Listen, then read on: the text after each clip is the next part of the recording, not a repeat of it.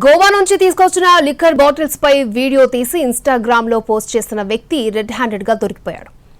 బోడిగర్ల Anandapal alias కోటి Yadav Insta account లో reel చూసి కేసు నమోదు చేశారు తెలంగాణ ఎక్సైజ్ పోలీసులు.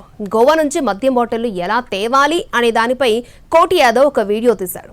గోవాలో తక్కువ ధరకు లభించే లిక్కర్ బాటిల్ను ఫ్లైట్ ట్రైన్లలో ఎలా తెచ్చుకోవచ్చో చెబుతూ అవి పగలకుండా ఉండేందుకు పార్సల్ ఎలా చేశాడో చెబుతూ వీడియోలో చూపించాడు. ఆ వీడియోను ఇన్స్టాలో అప్లోడ్ చేశాడు. అయితే గోవా నుంచి ఫ్రెండ్స్ కోసం ఏకంగా 15 బాటిళ్లు తీసుకొచ్చాడు కోటి యాదవ్.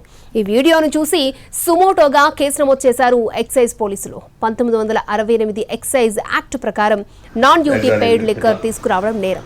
ఫ్లైట్ లో పరిమితికి మించి బాటిల్ తేవడంతో కేసు నమోదు చేశారు. కోటి యాదవ్ నుంచి 10 లిక్కర్ ఫుల్ బాటిల్స్ ని సీజ్ చేశారు. ఈ బాటిల్స్ లో 700 లీటర్ల 15 బాటిల్ తీసుకొచ్చాము. అంటే ఒక మనిషికి వచ్చేసి 5 బాటిల్ వరకు తీసుకువెళ్ళొచ్చు ఎక్కడికి.